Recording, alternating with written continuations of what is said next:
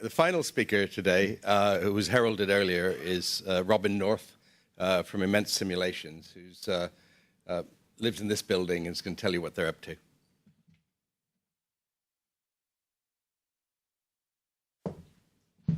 Thank you, Hugh, and welcome, in fact, to our foyer. Our offices are a very small corner of this room over here, so it's great to have you all visit us today.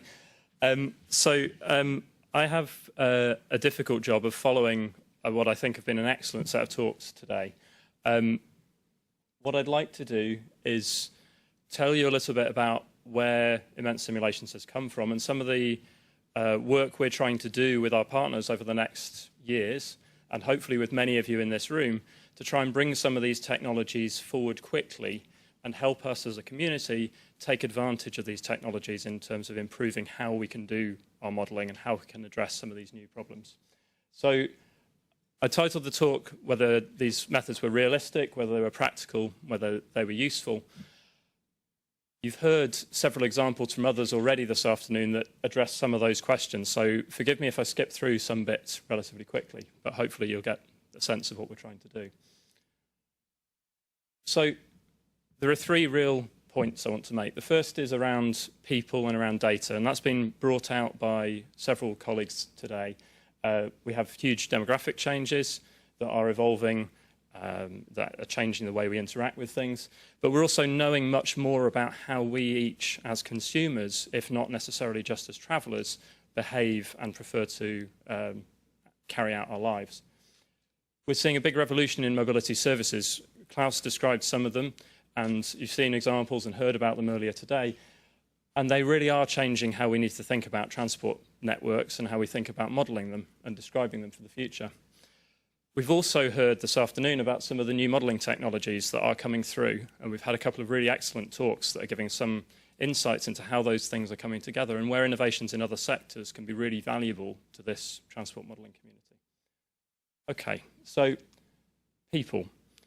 We tend to, from a transport modelling point of view, think about group behaviour. We tend to look at aggregates. We tend to think about purposes, be they events, be they general day-to-day commuting, be they leisure events. And so we've built our models up around trying to do a reasonably good job of predicting and providing for those approaches, and increasingly how we manage capacity and how we make better use of that to deliver our services.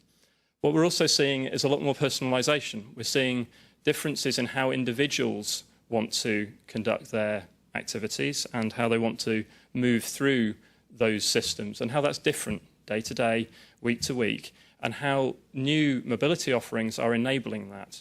Where, how many of you here come to Milton Keynes every day? For whom is this your usual place of work? Okay, everybody else in the room would probably not be incorporated particularly well into a lot of our modelling. Okay, that's a large proportion of us, and increasingly conducting a large proportion of our lives in a much more flexible way.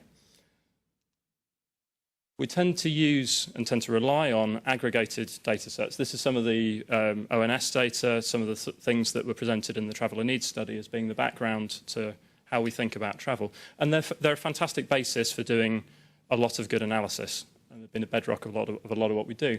But we really want to be trying to go beyond that, to look at individuals, look at activities. And so some of what you heard this morning, particularly from Rick and others, is about how those methods have played out. And there are limitations and there are challenges in doing that. We've got much more data. We're all connected. Does anybody in here not use a mobile phone? Does anybody in here know anyone who doesn't use a mobile phone? 1, 2, 3, 4, 5. Okay, maybe a dozen. So maybe 15% of us in here know somebody that doesn't use a mobile phone. That's a pretty small proportion. The sample sizes and detail about activities that we can capture through those new sources are huge. They're improving what we can understand about how societies behave, whether they're travelling or consuming or doing anything else. We've got increasingly intelligent infrastructure. Martin mentioned some of the research work that's been going on through Catapults and others, and Nick's talking about the living laboratories in London and elsewhere, where we are getting much better insights into how we move and how we get the data through. we have this idea of Internet of Things. It's been mentioned very briefly today, but it's transformational in terms of how we build and try and represent these models and what we do with them. And a lot of that innovation is coming out with the transport sector. It's not necessarily those of us in the room that have our finger on the pulse as to how that's going to play out.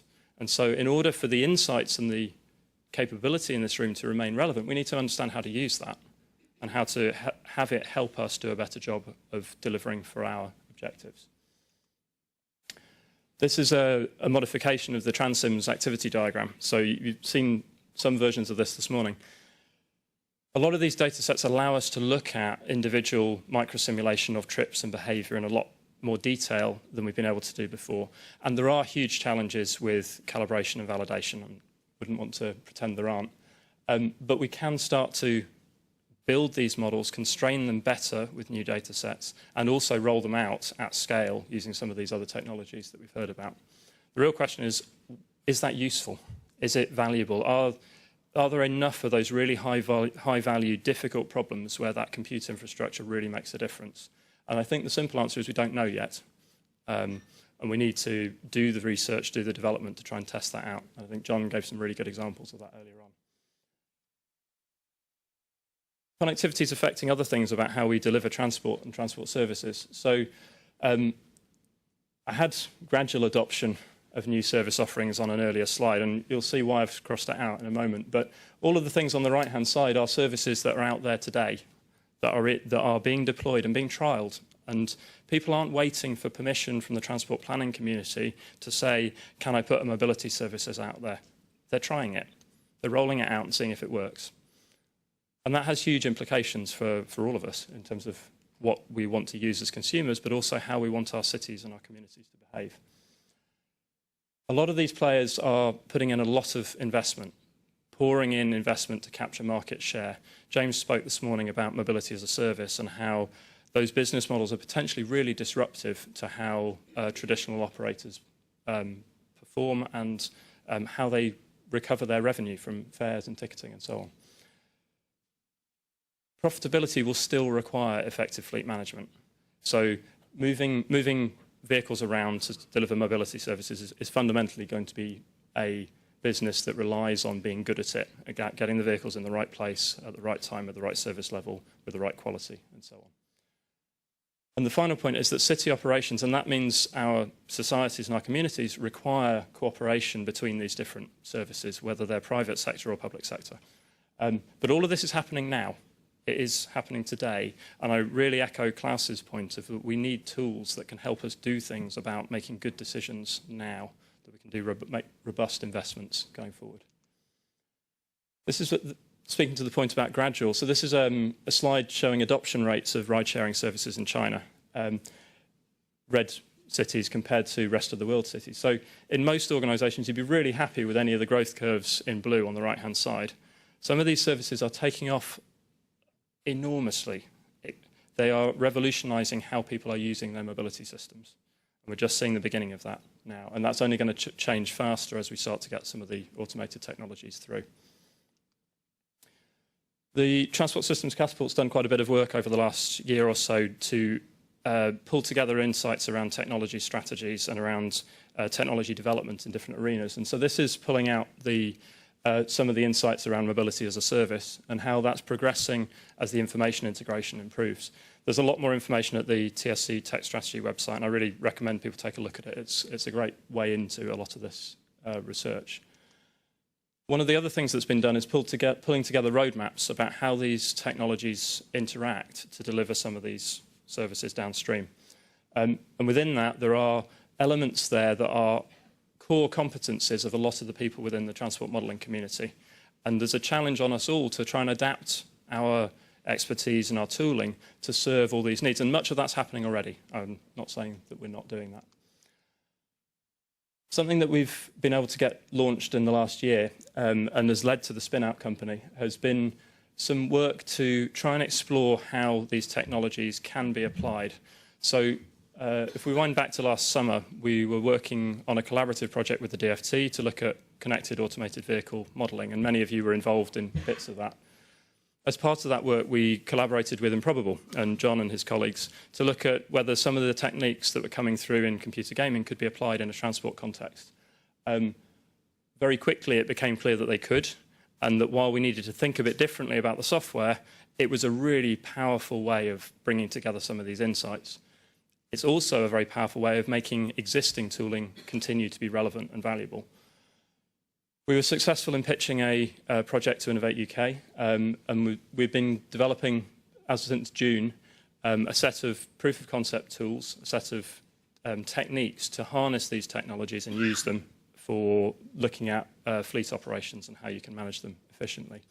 The idea is to do that as quickly as we can, and so over the next 18 months to be building out great pilots and demonstrators, hopefully with many of you in the room, to show how we can use that technology to support these new services and make them efficient quickly. So we're excited to be working with Improbable within that, and we're going to be building a lot of this out over the coming months. But we're also working with Cubic, who are providing data around the fare card systems and insights into how they could be integrated across modes. What we're doing from a technology point of view is using these scalable compute techniques and some of the layers, such as Spatial OS, to be able to harness them into our modelling environments, to look at existing and new ways of presenting our supply and demand models, both traditional methods and also integrating some of the machine learning techniques, some of the AI methods of ingesting data. From that, we can produce a representation of a city and how it's performing, and then integrate tools that look at these strategic routing and management problems. And again, there are lots of existing tools that do that really well that can be integrated to deliver that. We're not trying to reinvent any wheels. We don't want to be trying to replicate existing great capability. We want to be helping link it together and make it more beneficial. The top layer is then about making that available and using it in practice.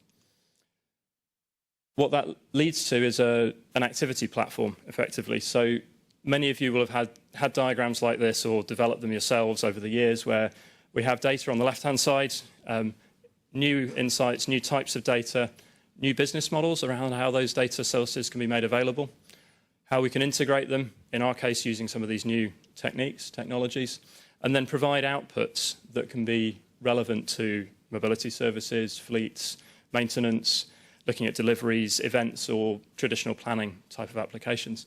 But a lot of it is around trying to bring together a very fragmented set of models and data sets. Today, we have a lot of different departments within the same organizations that look after parts of models that address parts of problems. They're sometimes consistent, sometimes based on the same data and the up-to-date information, and often not. What I want to do here is show you how, well, for today at least, Milton Keynes is at the center of the modeling world, and to give you some examples of how these things fit together. So we've got Milton Keynes here. We're sort of in the top left corner there. We've got census data, so this is residential population location. We have workplace locations, and these are the sorts of things that we've used for years to drive our modeling. We also have some increasingly detailed representations that are available today of dwelling level and postcode level demographics and some of the associated characteristics of those populations. This exists. It's used often in the marketing sector. It's used often in other industries. And I don't feel we make enough use of that in transport as yet. We have API feeds of travel time information. This is a Google API feed showing a morning peak. We've got public transport stop locations and scheduled locations and real-time information about services. This is EtoWorld's data feed rendered here.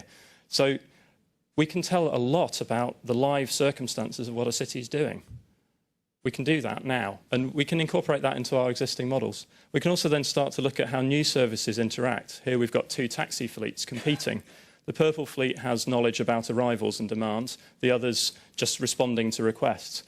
You can start to see how the demand centres link to the multimodal behaviour, so the arrivals at the train station down there, and also how over time the additional insight that you have by using those models live to predict demand give you benefits. So you're getting a significant improvement for the demand-aware fleet. You can also look at future mobility fleets with different characteristics. We've got e-scooters and pods here. So Milton Keynes is a test site for some of the autonomous vehicle trials in the UK. And there are interesting things about how not just at city centre locations, but also how peripheral train stations and infrastructure can really benefit from linking in with some of those new mobility services. And that's probably one of the main application areas for where we can get a complementarity between traditional public transit and future modes. We've got a great team. We've been able to bring together some transport planning, transport modelling, research expertise, and also software developers and software engineers. But as I said before, we're a small team and we're not trying to reinvent everything. We would really like to be able to collaborate well with all of you to bring some of these techniques forward. So to conclude, there are 3 points. Again, there's always 3.